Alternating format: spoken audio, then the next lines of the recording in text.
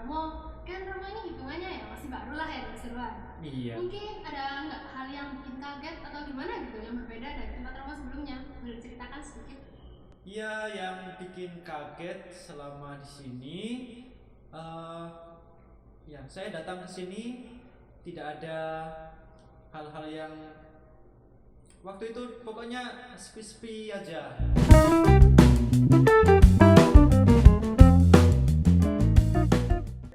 Halo teman-teman, selamat datang di podcast OMK Pasti. Ini adalah proyek terbaru dari OMK Pasuruan, di mana kita akan membicarakan segala hal tentang gereja, OMK, dan hal-hal lain yang menarik. Podcast merupakan sebuah program berisi audio atau video yang mengandung informasi dan dapat dengan mudah diakses oleh siapa saja melalui internet, dimanapun dan kapanpun. Pasti kalian bertanya-tanya nih, kenapa ya kok OMK Pasuruan buat proyek podcast ini? Jawabannya, karena kita mendapati bahwa penyampaian informasi melalui podcast dilihat lebih menarik dan efisien, sehingga kita bisa menjangkau orang-orang secara lebih luas dan mudah melalui internet. Jadi kalau nggak mau ketinggalan konten-konten dari OMK Pas TV, jangan lupa untuk subscribe dan nyalakan tombol notifikasinya ya. Di episode perdana kali ini, kita akan membahas tentang peran pemuda di era new normal dengan narasumber Romo rekan baru di Paroki Santo Antonius Padua Pasuruan, Romo Arif. Halo Romo. Halo. Iya, nama saya Romo Arif. Lengkapnya Romo Albertus Arif dari Kongregasi Serikat Maria Montfortan SMM. Jadi saya berada di sini sudah sejak 2 April tahun 2020 dan saya di sini sebagai Romo rekan bersama dengan Romo Widodo SMM. Nah, Romo, kan Romo ini hitungannya ya masih baru lah ya di Pasuruan. Iya. Mungkin ada nggak hal yang bikin kaget atau gimana gitu yang berbeda dari tempat Romo sebelumnya? Boleh diceritakan sedikit? Iya, yang bikin kaget selama di sini, ya saya datang ke sini tidak ada hal-hal yang waktu itu pokoknya sepi-sepi aja. Soalnya kita lagi pandemi ya. Iya betul. Waktu itu karena ada corona ya, dan sampai sekarang tanggal 2 April itu tepat ya, waktu itu saya pindah ke sini, sudah direncanakan nih waktu itu akan diantar ya oleh rombongan, tapi karena kemudian ada wabah ya, virus corona itu, jadi dari paroki terdahulu ke sini ya beberapa orang saja, 3 orang. Lalu di sini juga disambut dengan beberapa orang, jadi ya dalam kesunyian. Nah, itu hal yang paling berkesan yang membuat saya kemudian ternyata semuanya mengalami perubahan itu. Nah, walaupun masih sepi-sepi gitu, tapi sekarang mau betah ya di sini sama kita. Amin. Jadi teman-teman, seperti yang kita tahu, akhir-akhir ini dunia sedang dilanda sebuah pandemi virus COVID-19 yang tentunya mempengaruhi kehidupan kita semua ya, baik ekonomi maupun sosial. Saya sendiri juga sebagai pelajar tentunya merasakan banget ya efeknya. Kelihatan belajar kita dari daring, lalu kita nggak ketemu teman-teman sekolah, dan masih banyak lagi. Nah, kalau menurut pendapat Romo nih, apa itu pandemi Romo? Lalu apa yang berubah dari keseharian Romo sebelum dan sesudah dari adanya pandemi ini? Iya. Jadi kita mesti tahu dulu ya apa itu pandemi, apa itu epidemi. Ya. Jadi kalau kita melihat situasi yang terjadi, jadi pandemi itu semacam penyakit yang menular secara luas. Ya. Kalau epidemi itu geografisnya lebih di bawah dari pandemi. Kalau pandemi itu berarti global ya. Jadi virus corona ini sudah mengglobal, meluas ke berbagai negara, sehingga ya banyak orang mengalami hal yang sangat tidak menguntungkan ya. Orang harus dipaksa kemudian mau tidak mau harus menghadapi yang namanya virus corona itu atau COVID-19 itu. Nah, kalau ditanya tadi sebelum dan sesudahnya ya. Kalau sebelumnya kan kita ya enjoy ya, biasa-biasa ya, kita kesana kemari, tidak pernah berpikir bahwa kita harus memakai masker, harus menjaga jarak. Nah, setelah adanya pandemi ini, kita mesti waspada. Tapi pada prinsipnya teman-teman muda sekalian, berjaga-jaga itu penting, tetapi jangan sampai menjadi ketakutan. Ya, apa bedanya? Ya, waspada, bersiap siaga itu berarti kita tetap menjalani kehidupan dengan ya, kita tetap menjaga protokol kesehatan. Kita kemana-mana memakai masker, kita membawa hand sanitizer, kita juga rajin cuci tangan, menjaga kesehatan, memperbanyak makan makanan yang sehat. Nah, dan kalau kita menjaga semuanya itu, maka kita bisa menghadapinya dengan baik. Tetapi yang namanya ketakutan, nah ini bedanya ya untuk teman-teman muda. Kalau orang menjaga dengan penuh ketakutan, dia biasanya ketika ada sesuatu saran atau masukan, dan ketika itu terlalu banyak ya masuk ke dalam diri, oh si A ngomong seperti ini, harus minum ini setiap hari, karena takut yang harusnya porsinya 1 sendok jadi 1 gelas. Jadi panik gitu. Betul, panik ya, takut. Nah itu, jadi itu. Memang nggak bisa dipungkiri ya, pandemi ini memang berubah sekali seluruh tatanan hidup kita. Betul. Yang dulunya kita sebagai orang muda sering beraktivitas secara dengan ketemu langsung, nongkrong-nongkrong. Betul. Sekarang kita malah dituntut untuk membatasi interaksi dengan orang lain. Iya, jadi bete. Iya, jadi kita jadi nggak bisa main-main juga kan di luar. Kalau menurut pandangan Romo nih, apa dampak positif dan negatif dari pembatasan sosial ini untuk orang-orang muda? Iya. Jadi benar yang kamu bilang bahwa ada segi positif, ada segi negatif. Nah, kalau selama ini mungkin teman-teman ya terbiasa bergerombol, terbiasa berkumpul, ya karena namanya masih muda ya, jadi kita itu kemana-mana selalu, ayo rek, ngumpul. Nah, Pengen main-main sama teman-teman juga ya pastinya. jadi mulai sekarang harus kemudian berpikir dalam arti begini, teman-teman muda harus punya prinsip yang harus dipegang. Maksudnya apa Romo? Jadi prinsip ini kita harus bawa. Ya, jadi ini positifnya. Prinsipnya adalah saya sebagai orang muda harus menjaga diri supaya tidak ketularan dan juga tidak menularkan.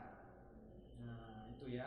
Jadi kita harus menjaga diri supaya tidak menularkan dan juga tidak ketularan. Artinya gimana? Artinya bahwa kalau prinsip ini sudah ada dalam diri kita, ya, artinya saya kemudian ketika berkumpul, ketika berada di gereja atau di dalam tempat-tempat tertentu di mana kita itu secara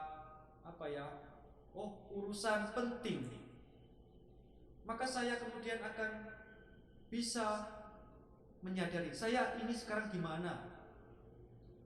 Saya ini ya untuk apa di sini? Kalau saya berada di sini, sudahkah saya menjaga diri dan menjaga supaya orang lain misalnya tidak ketularan?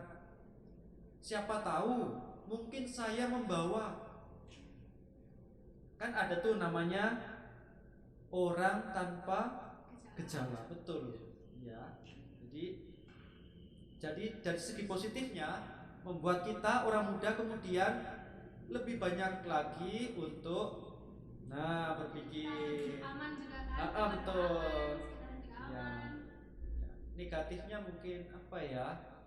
Kalau social distancing, ya pembatasan itu mungkin membuat kita kemudian merasa kurang enjoy, tidak seperti biasanya. Kalau kita biasa deket-deket, dikit-dikit mukul, ya Jadi dikit, jenuh gitu ya ya. jenuh, betul ya, jenuh. Tapi juga itu bisa membawa, kalau kita sebagai orang muda menggunakan waktu dengan baik, kita bisa kreatif loh, ya, menggunakan waktu untuk berbagi konten. Bisa teman-teman kita yang di sekolah minggu itu biasanya paling banyak apa ya, punya ide-ide kreatif. Nah, itu mungkin saya banyak omong ya. Oh, nggak apa-apa, kita aktif aja di situ. Iya. Jadi seperti yang Rom bilang tadi, kita jadi kayak jenuh juga kan, nggak main-main sama teman-teman. Saya juga ngerasain Rom, jadi karena pandemi ini tuh saya lebih sering main HP terus, malas-malesan, malas juga ketemu sama orang lain gitu, suka di kamar aja, diem aja, nggak produktif. Akhirnya saya merasa seperti nggak peduli gitu dengan orang lain, Rom. Juga nggak Betul. peduli dengan keadaan sekitar. Iya.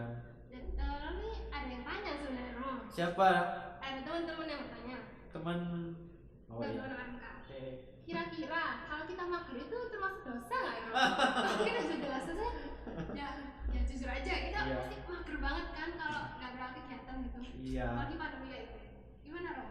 Ya teman-teman, kalau biasanya tadi istilahnya mager ya, malas gerak ya. Kalau sejauh bahwa tidak membuat kita kemudian berpikir yang misalnya membawa kita kepada yang jahat, misalnya diem-diem mager, yuk kita ngeprank, yuk kita membuat orang lain jadi, misalnya kita mau membohongi orang supaya orang itu kayak gimana gitu, ya kayak gitu kan tidak produktif, bisa membawa celaka. Ya janganlah dulu mungkin berkata tentang dosa ya, tapi apa sih untungnya untuk orang lain misalnya. Jadi mager itu nggak apa ya Rom, yang penting kita nggak nakal, ya betul. Nggak berbuat negatif gitu ya Rom. Iya. Lalu Romo, apakah ada pesan dan masukan untuk orang-orang muda dalam menghadapi era new normal ini? Oke, untuk orang muda sekalian, Romo punya pesan untuk teman-teman sekalian. Jadi kalian itu orang yang penuh semangat, orang yang penuh dengan kreativitas, orang yang penuh dengan jiwa keingintahuan yang besar.